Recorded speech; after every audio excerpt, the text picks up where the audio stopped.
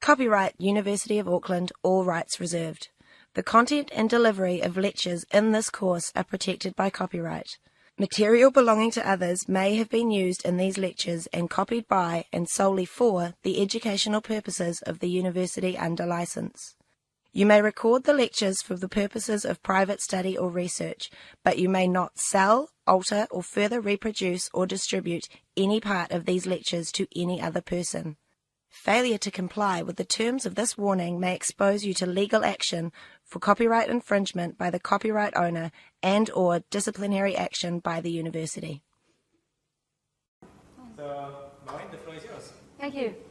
Well, welcome everybody. I guess some of you know each other, maybe all of you do. How many are students at Auckland? How many staff at Auckland? Anyone from outside the university today? Okay, good. That's a nice mix. Well, I don't need much persuading to come to New Zealand, although it is a long way. And I live in the north of England, so it's an even longer way.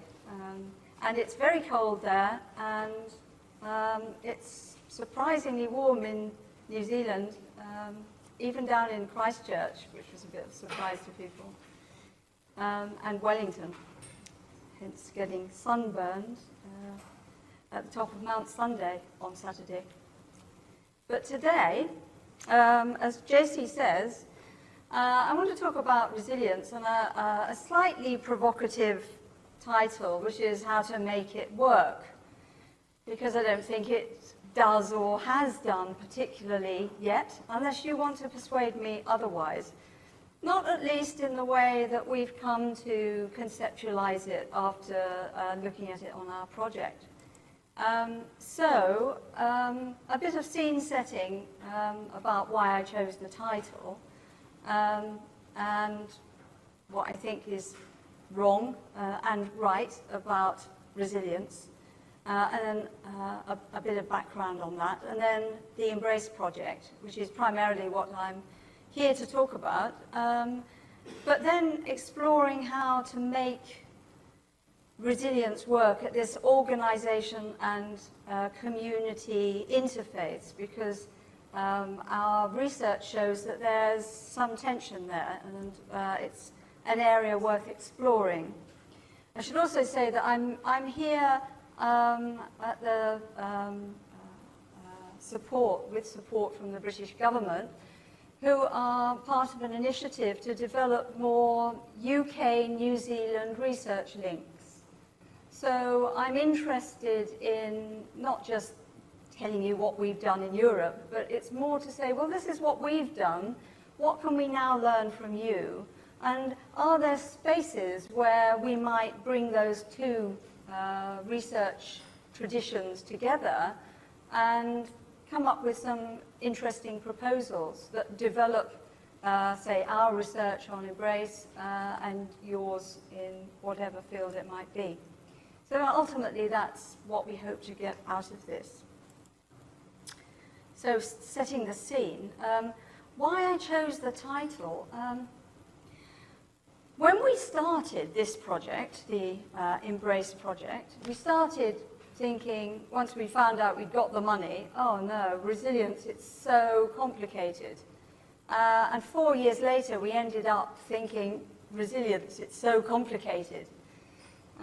So we had more questions, I think, after 4 years working on this project than we had answers. And I think that's still an ongoing process.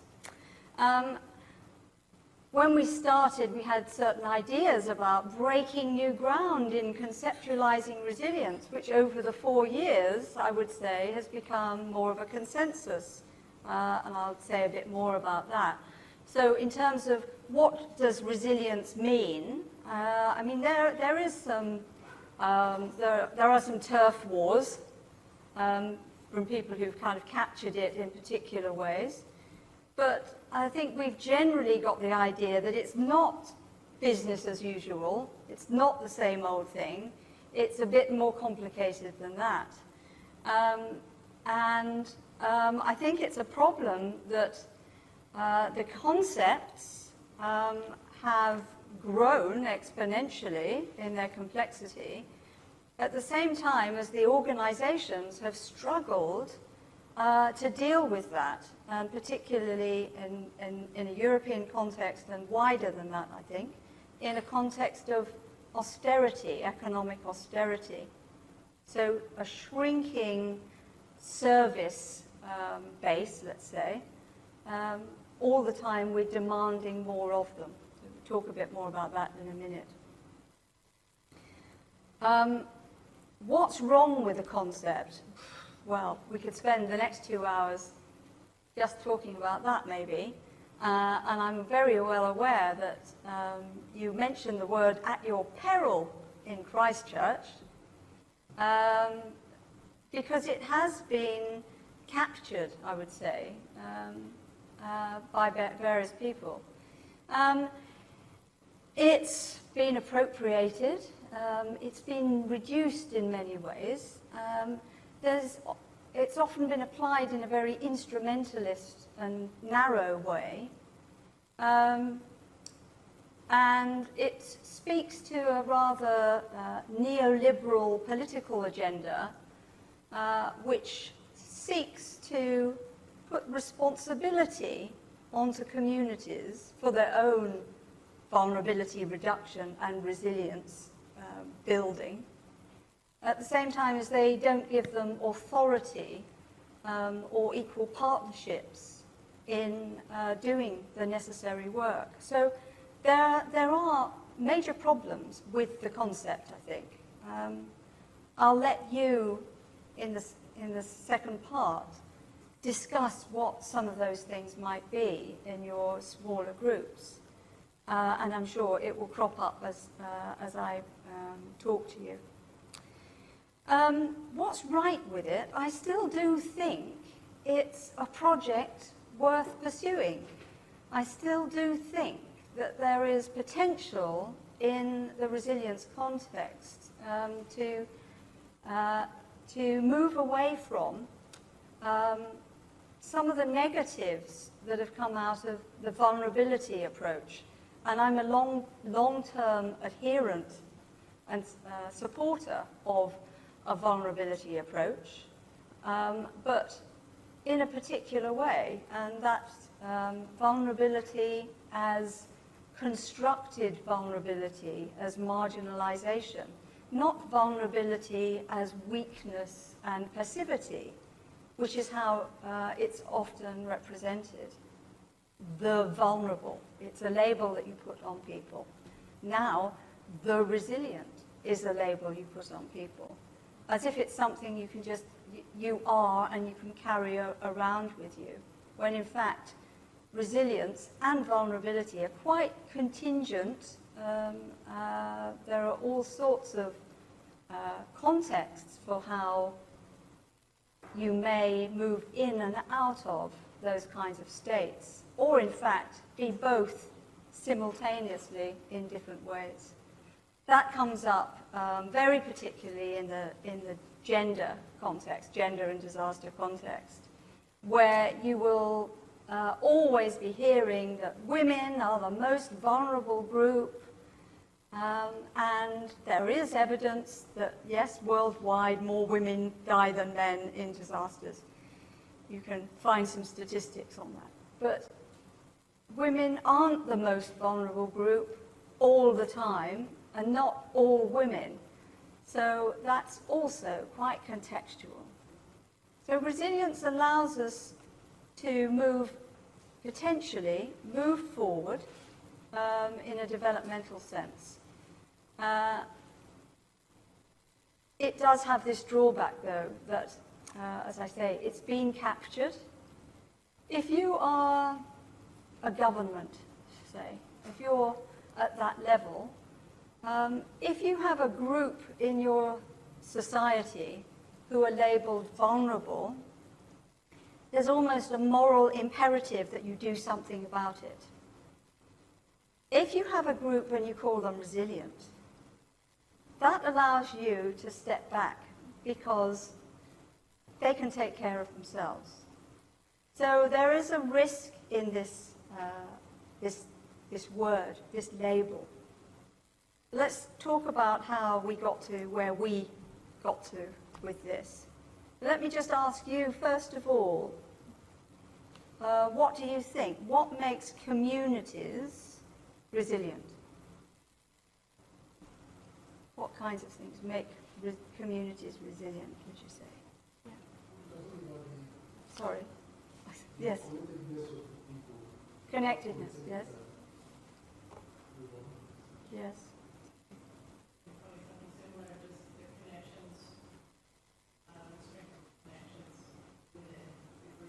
Mm-hmm. Connections.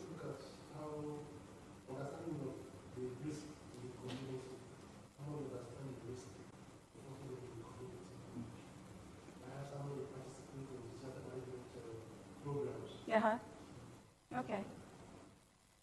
Connectedness, participation, understanding. Yeah. Affluence, right? Resources and...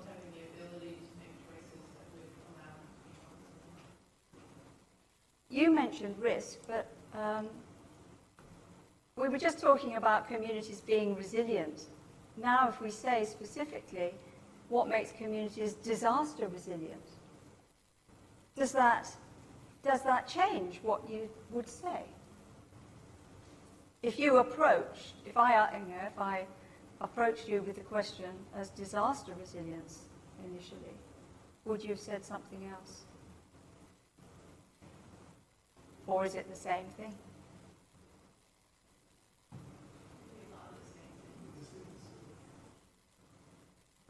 You see, I think that is a movement forward in general thinking about resilience, and particularly about disaster resilience, which formerly was constructed in quite a narrow, disaster-focused way. But I wonder, is it possible to separate then disasters from the everyday? It sounds from what you're saying that it's pretty connected. What makes a community resilient to what? Economic change or any kind of disturbance is the same as what makes them disaster resilient. Yeah. Well, I think that reflects on the debate that we should, or there has been a strong focus on the big disasters, volcanic eruptions, tsunamis, but the everyday little things which can be as disastrous for the individual even more, have been sort of, not received enough attention. So Yeah. I think, from my perspective, it would be desirable and it is possible, but it's necessary. You don't, well, do you have to separate them? You don't really, as long as you pay attention to that. I think you don't necessarily need to separate them. A lot of concepts and ideas, I suppose. Depends who you are and what your mandate is. So if you are part of emergency management, disaster management, and you're charged with facilitating community disaster resilience, then chances are you're going to be funneled in quite a narrow way. Because what can you do about affluence or connectedness, or it isn't part of your mandate? And I think that's the tension.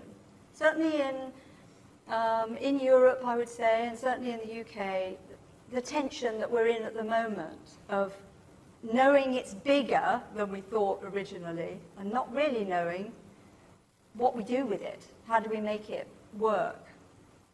I hope you come up with all the answers afterwards, and I can go home and give it to them and say, oh, problem solved. And I think that that potential to separate disaster on the large scale from the everyday is problematic, and therefore it does influence how we might go about making interventions. But if it's disaster resilience we're talking about, then often the starting point is civil protection or civil defense or emergency management, blue light services, Google's view of civil protection. I don't see that chiming much with what you just said about community disaster resilience, and that's just putting in community disaster resilience into Google. And, no, sorry, that's putting in civil protection into Google. And civil protection are at the front line of responding to, planning for disasters, but maybe not recovering from. In the UK context, our UK Cabinet Office, close to the Prime Minister level, there is a lexicon, there is the official dictionary of terms, and that's what they have to say about civil protection and about resilience. So, anything strike you about those?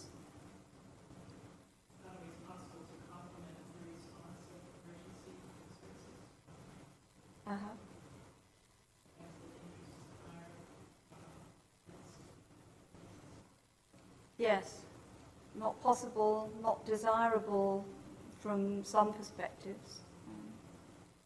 So you can see this comes very much from a top-down view of how you would manage this problem area. And this has been the tradition in the UK particularly, elsewhere in Europe, but particularly in the UK. And we are in a transitional stage of moving through that somewhat uncomfortably, I'd say. So even when you look at community resilience, it's still complementing the response of the emergency services. It doesn't have a lot to do with what you were saying community resilience meant. We wanted to go beyond civil protection in looking at community disaster resilience in the Embrace project. We decided not to come up with our own definition, and we settled on the IPCC resilience definition. A couple of us have been involved in the IPCC process anyway, so we were okay with taking that and working with it. And what we liked was the last part of that, the capacity for adaptation, learning and transformation. We also liked, this chimed with how we were approaching resilience initially and subsequently, the breadth of it, the social, economic, environmental systems, so looking quite broadly. So the question we struggled with was, how do you build community disaster resilience in a developed country context? The hazard management, civil protection starting point inevitably focuses on hazard and disaster management. Then, of course, we get increasingly the inclusion of communities themselves, and recognized now as being a necessary inclusion in that stakeholder list. But we found, and I'll talk through the project so you can see how we kind of got to that point, but we found that if we're talking about community disaster resilience, civil protection, hazard management can only do so much. And communities, although they are at the heart of this issue, can only do so much. And we found, and it was tested empirically, we found that what you also needed was this underpinning layer of social protection. So you had civil protection and social protection and communities, and all going through this continuous reflective process of social learning. That's almost, not quite, that well defined, but that's almost where we started, and pretty much was supported in our empirical work. Because also when we started 4 years ago, there was a lot of talk about resilience, a lot of theorizing, and less empirical work. So we wanted to bring those two together and carry out empirical work to test is probably too hard a term. For a lot of what we did was qualitative, not all of us, but a lot of it. So as I said at the start, the context for all of that was also this context of economic austerity, cuts, as we think of them in the UK, economic cuts, which had reduced the possibilities of this social protection layer that we were seeking. So there's a policy point to be made that you cannot dispense with that by shifting responsibility onto community members, because they are still dependent on that social protection layer for a number of things. So we'll return to that. So let me tell you something about the project. 2011 to 2015, we finished at the end of September last year. You've got some information there, that 11 partner institutions across Europe, and many outputs. Our final output, our substantive output, is not there yet. We have a contract with Wiley to produce a book, which is in process now, and that will capture what we've done. There is an email list, a disaster resilience email list. If you Google disaster resilience and JISC mail, J-I-S-C-M-A-I-L, JISC mail, it will pop up. I'm not sure how many at the moment, around 400 or so. Last time I looked, I'm not sure. Quite an interesting list with some interesting discussions on it. But what we were really charged with was coming up with some kind of framework that had a degree of buy-in from people in terms of what is community disaster resilience. We were quite a diverse group of academics from various disciplines and traditions, so our range of methods was quite broad. And we also worked across multiple scales. Some of us doing quantitative survey work, which was, although it was building towards an aggregate in a community, was very much at the individual level, and others of us starting at that community or societal level. We carried out 5 case studies across Europe. Earthquakes in Turkey, heat waves in London, river flooding in Central Europe, alpine hazards in Italy, and the case I'll talk to you about briefly today is flooding in northern England. So just as a snapshot, when we wanted to see, well, what were the key issues that emerged from the case studies, it mapped quite well onto what we were hoping would come out as significant issues.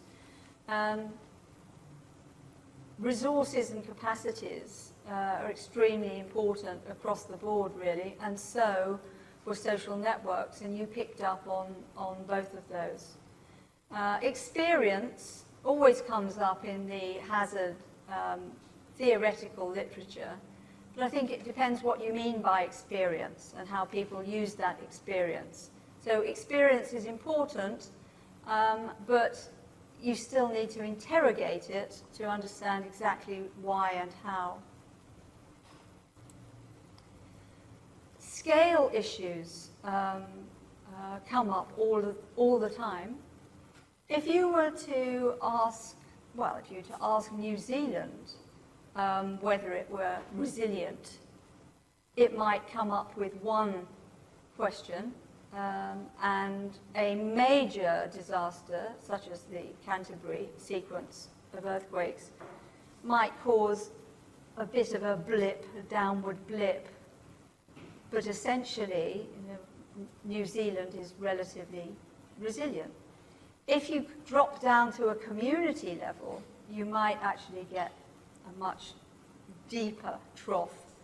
And certainly at the individual level, that can drop down further. And I think it's not often brought into the picture. People don't consider at what scale they're really addressing this issue, and the answers can be very different. It can also be very different at the same scale, depending on who you are. And you could pluck out of the particular context we happen to be talking about, which social groups might be more or less resilient and come through a disaster in very different ways.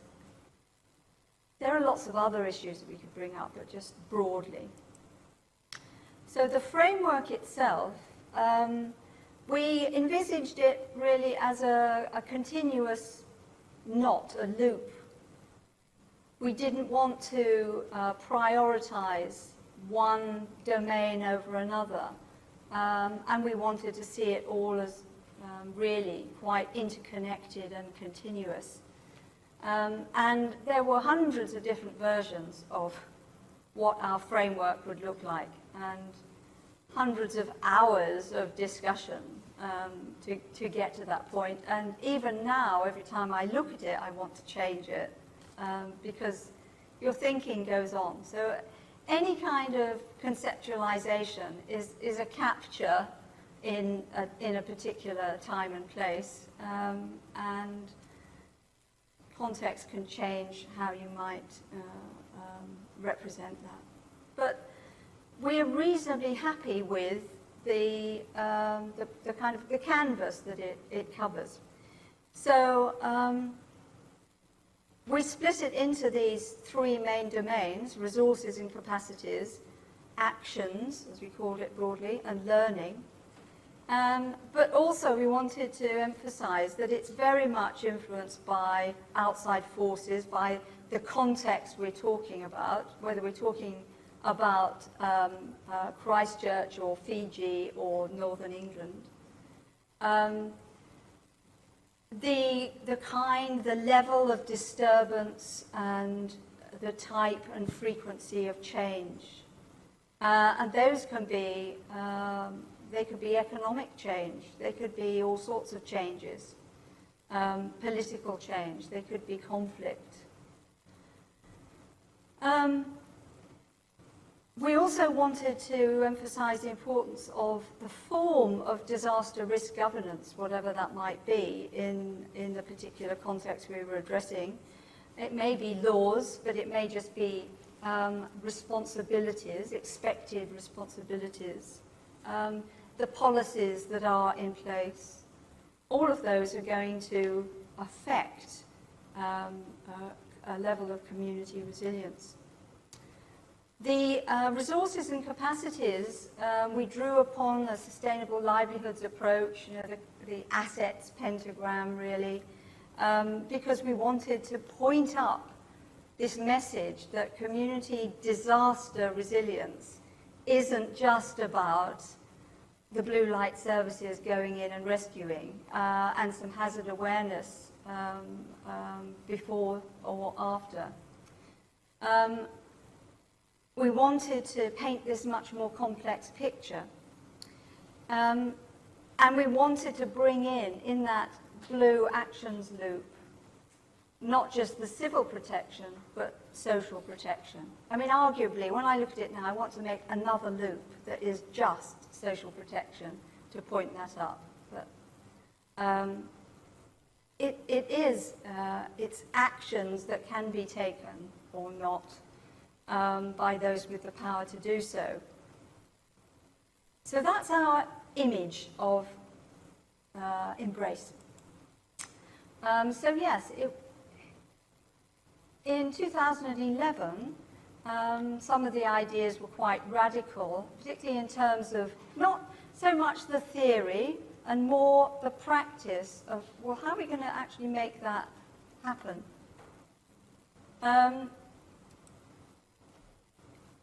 The sustainable livelihoods approach comes and goes in popularity. DFID, the Department for International Development in the UK, was a real champion of it formerly. Then it dropped out of view for a while, but now it's back again.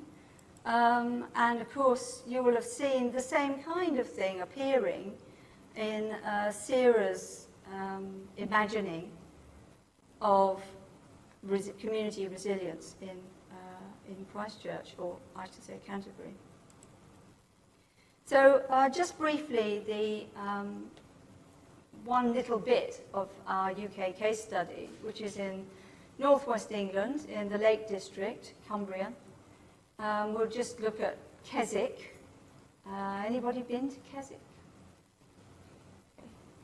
It's in the National Park in the UK. Lake District National Park has a very small resident population, but it gets 16 million visitors over the year.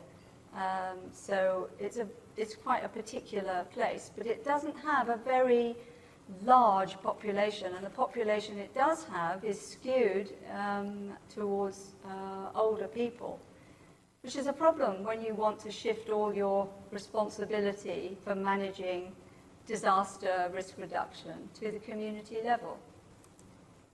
So this is where it is. So this is Keswick, up in the northwest of England. We looked at the Derwent catchment. We looked from the mountains to the sea. We did research particularly in Keswick, in Cockermouth, and in Workington. They're three very different places, not very far apart at all, but three very different places with different kinds of outcomes. I can't talk to you about the detail of those today. We don't have time, but you can find some of it in the reports we've written. So the 2009 floods were the last major disaster when we started this project.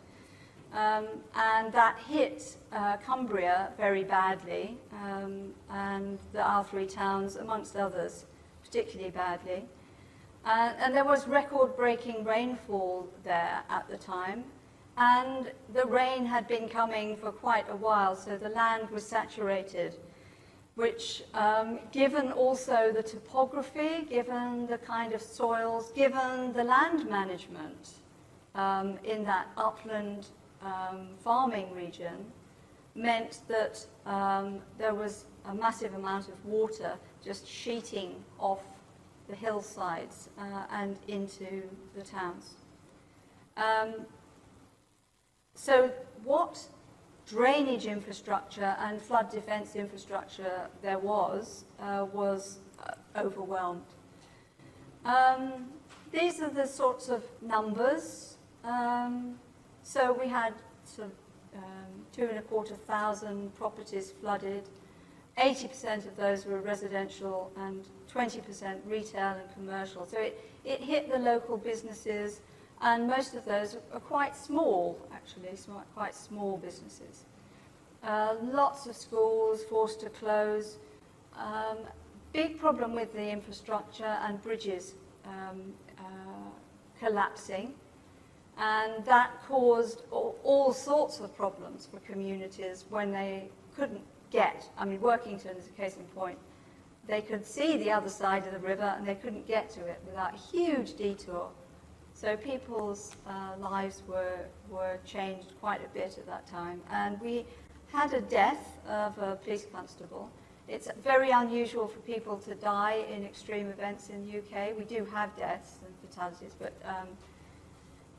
it's unusual. So yes, all of the kinds of things you would be expecting, and the numbers just don't convey what people went through at the time. So on a global scale, you could say that the numbers were quite low, but the economic costs were very high.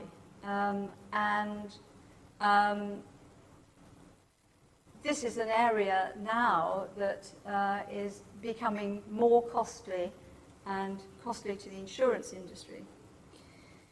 Apart from the economic costs, the psychological scars are very prevalent. And that is despite, in Kesik's case, Kesik is regarded as quite a beacon of community resilience. They're highly organized. They have a really excellent flood action group. And they've had floods before, so it grew out of previous floods. And the flood action group is populated by people who have been flooded. And they have been very strong advocates. And they've really done their homework in terms of the risk.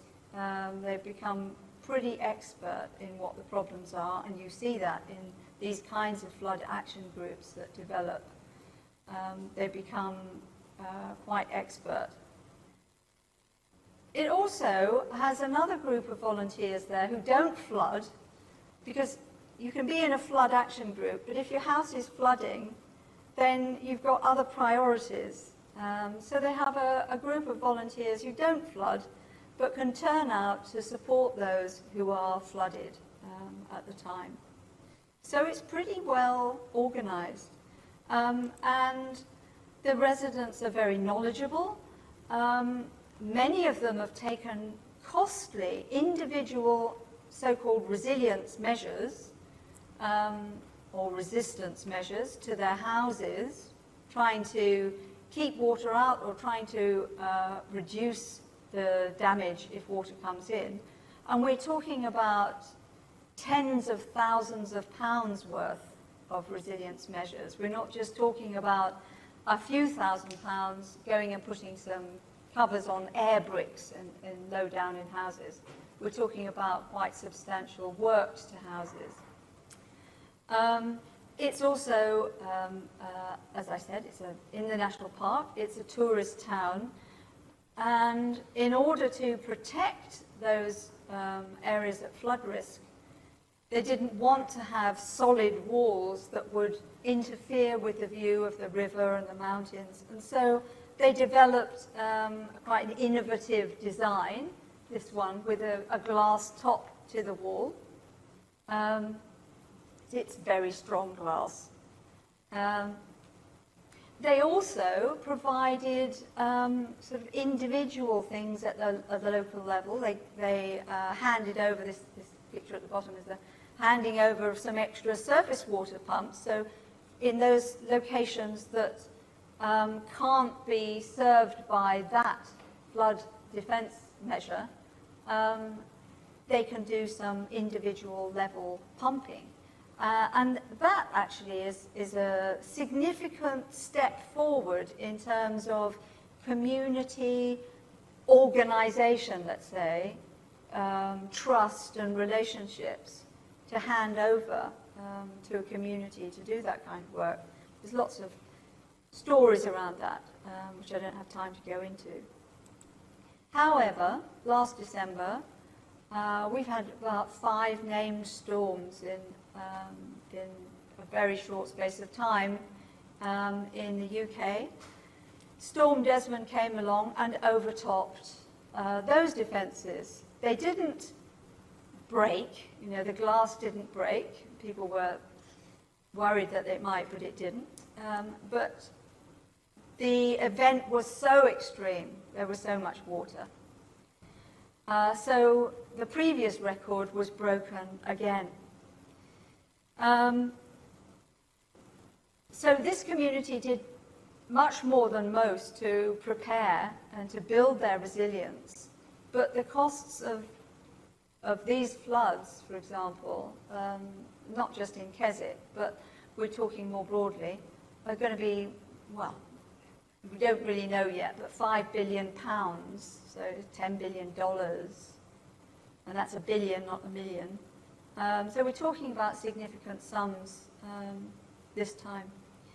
And so that's why it really underlines this issue that extreme events, they always require more than this kind of technical solution, technical intervention. But it also underlines to me that each of these individual groupings can only do so much.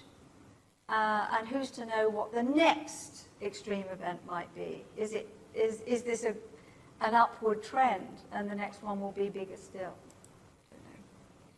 So we have this problem, not just us, but that extreme events have challenged the old certainties. And we think that our framework has captured some of those major domains that need to be considered when you're thinking in terms of community resilience. So the community resources and capacities were a very important part of the message we wanted to give.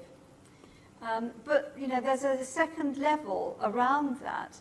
So it depends who you are and what and who you know, and what and who you regard as trustworthy. It depends where you are. It's quite different whether you're in the urban areas, not that Keswick, Cockermouth and Workington are particularly urban on a global scale, but they are urbanized, and their world is quite different from the world of the very remote hamlets and villages and the world of the upland farmers, say. All of those things are going to make a difference. Whose knowledge counts when you're trying to decide what is the problem? At the moment, there's a debate raging about what is the cause of the flooding. And a lot of local people in Keswick, for example, think that a major contributing factor to the amount of water that came down the rivers and into their streets and houses was to do with the management of Thirlmere Reservoir, which is managed by United Utilities, water company, and provides water, actually, is a water provider to Manchester and industrial areas further down. So if you are United Utilities, you need to keep a certain amount of water in that reservoir to service your customers. If you're living in Keswick, you want that reservoir to be practically empty at the beginning of a flood season, so that it's going to capture all of that water coming off the hillsides. But what impact would that make? What is where is the evidence? What is the research? Who's got the hydrological data that will tell us how much of a difference it would make? So whose knowledge counts? Is it the local people who think this is the case and they've always lived there and this is how it always was, so therefore this must be the answer to the problem? Or is the answer somewhere else? And that's a power issue. It's a power issue, it's a trust issue, it's a respect issue. Who is giving you that information? Do you believe them? Do you trust them? Do you respect them? If there's been a previous occurrence and trust has broken down, then you've got a problem in challenging heartfelt understandings of what the problem is. The place attachment. This is the Lake District. People have moved in because of that landscape, that environment very particularly. So what you can do with it to reduce risk is somewhat limited by that. Yes, all of those kinds of things. The communities themselves. People think of that as very homogeneous, a community, when in fact they're not. They're heterogeneous. So there is this growing, complicated picture And people have a sense that, yes, resilience is complex, it's complicated. We need to bring all these things together. We need to integrate and collaborate. That's definitely in the rhetoric, but who does it well, and how, if that's the case, do they do that? How can you integrate those kinds of different disciplines, different departments, different budget lines? The budget's always important. All of those factors. You've also got increasing fragmentation in management and silo working. People are under pressure to deliver what they always did deliver with a much reduced staff workforce. So the possibilities for broadening out and taking on more are much reduced. Delivering outputs at the expense of outcomes. So people don't really think about the impact of what they're going to do.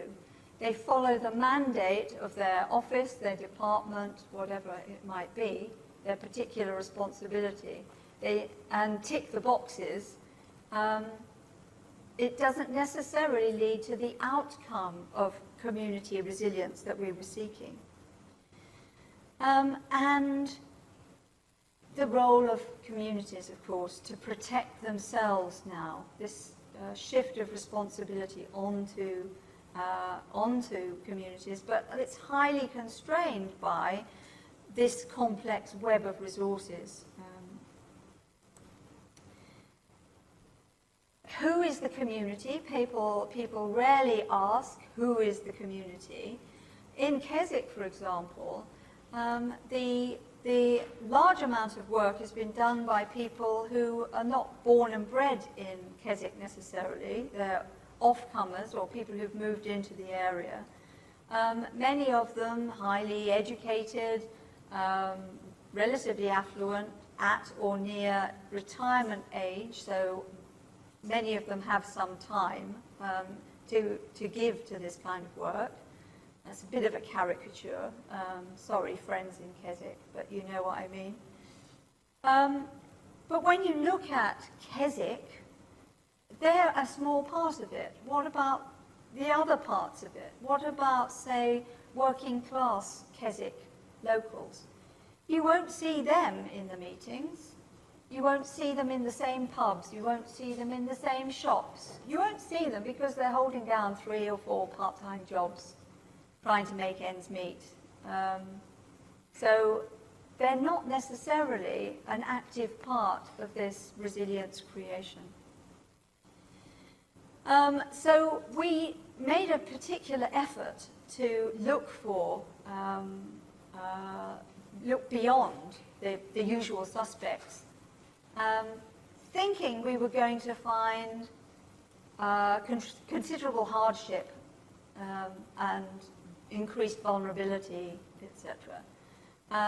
What we found actually was that, for example, in the small areas of social housing, so people who don't own their own homes, they're renting from a housing association, we expected them to have come through it very badly, and in fact many of them came through it very well, because the social protection that had been provided really worked. The housing association did a really good job. People were very efficiently and effectively moved in and out of their house as it was repaired and redecorated, and people we spoke to didn't have a bad word to say. So that rather turned on its head what we were expecting, but it did reinforce this importance of this underlying social protection. So the diversity in the community, who they were, was very important. Again, can't go into all the details. But what came out was one size doesn't fit all. It's quite a complex picture. But then you get to this question. That's all very fine at this theoretical level, conceptual level, but how much of that complexity can actually be managed? What do you do with it?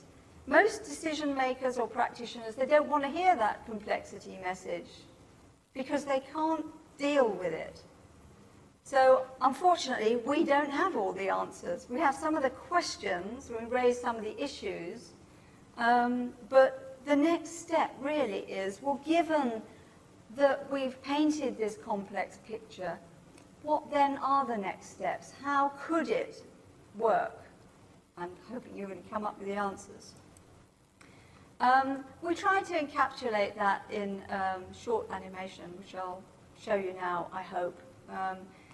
Produced, because for the project we produced a number of different format outputs. No, so not scientific papers as such, we still haven't written those yet, but more, policy briefs and engagement with communities, etc. And we wanted something in a simple form that encapsulated what we'd learned, and this is it. Can we take the lights down a bit in the front? Can I do that from here? Can I?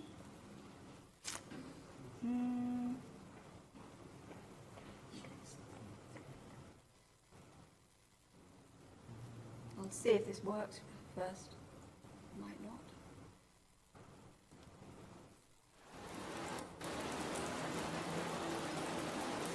It doesn't matter what type of disaster strikes. Flood,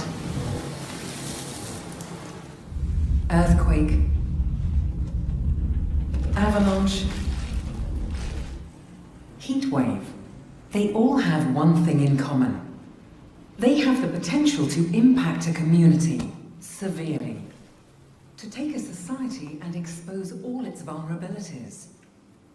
That's why community disaster resilience is so important.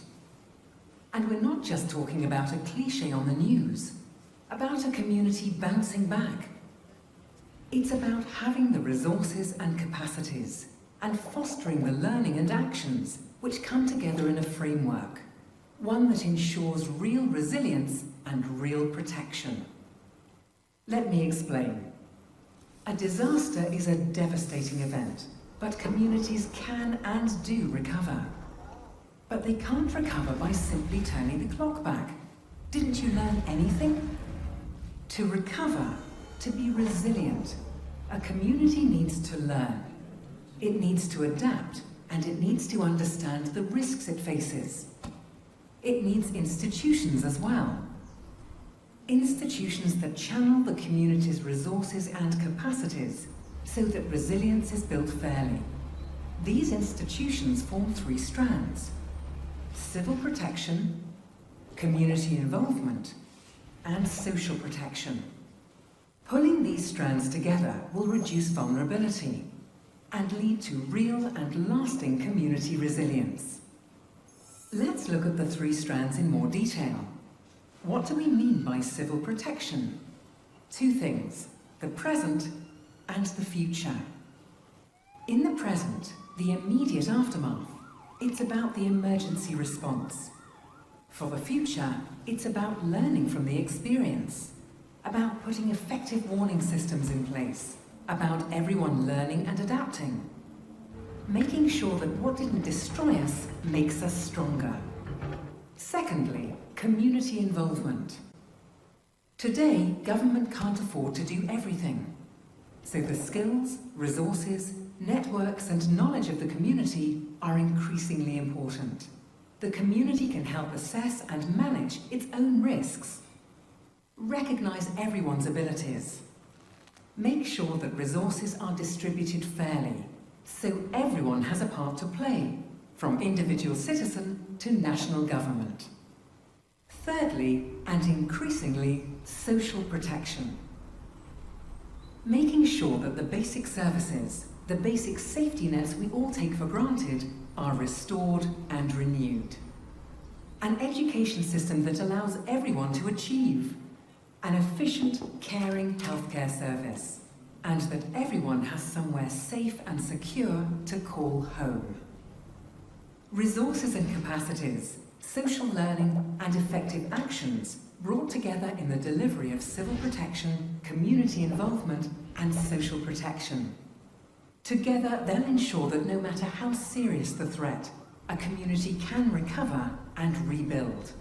That it won't just bounce back, it will bounce forward, stronger, wiser, more prepared, and more resilient. A community that's learned, that's taken action, protected the vulnerable, and made the most of its talents and resources. A truly resilient community.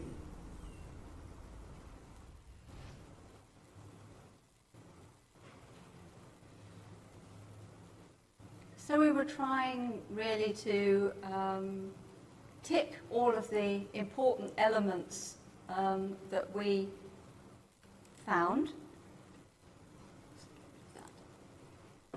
as we were doing that research.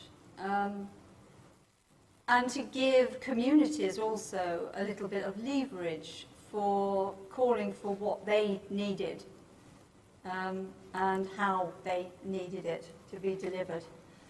How they can engage in a much more partnership approach, equal partners, rather than being the people who follow along behind civil protection and support them. As I said, the main project output will be the book, which hopefully will come out this year. In the meantime, there's the website, and the various deliverables are on the website handbook at that link there, and there's a link to it from this as well. So what will it take then to build community resilience, apart from outright social revolution, which is more than a lot of people are bargaining for? For me, I think the resilience concept is here to stay. I mean, it's quite structurally here to stay, at least in the foreseeable future in the UK, in terms of UK resilience. So for me, it's a question of trying to make it work. But it is just a word. It can, and it has been appropriated, but it can also be reclaimed, I think. And it must certainly be contextualized. I think it does need, though, some kind of change, even a radical transformation of organizational culture, which goes beyond this adherence to narrow mandates. And I don't think we have solved that at all. And I came to Christchurch in the hope that they had solved it. And, well, you tell me how effective it's been and what the struggle has been and what the successes are in trying to bring together that very kind of complex petal design. I think it's still a challenge. So that's the challenge now, is having painted that picture, is trying to make it really come alive and happen. So I hope you'll stay for the next bit of this session and to discuss in smaller groups and then back together again how we might do that. So thank you for listening.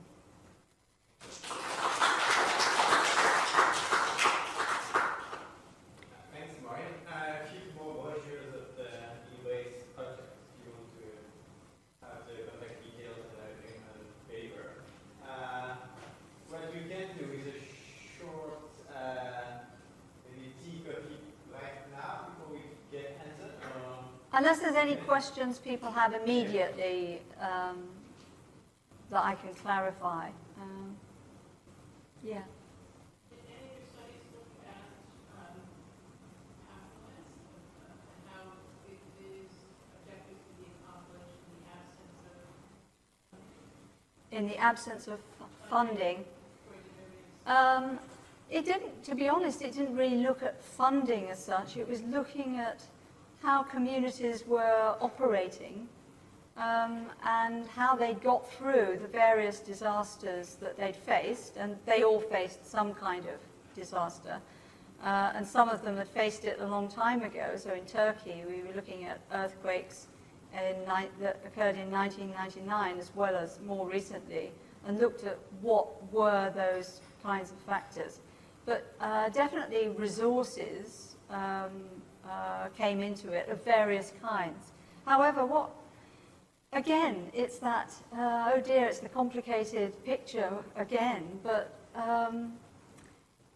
even people with resources, so people who were affluent, were still struggling in various ways, and so their affluence didn't totally protect them. So people who had all of the knowledge about the flood risk, well, all of the knowledge, had sufficient knowledge about the flood risk, had quite a few resources, carried out all of the resilience works, did all the community engagement and the advocacy, and still went through it again and were trapped, almost trapped in their affluence, because the insurance either raised the premiums and or the excess level.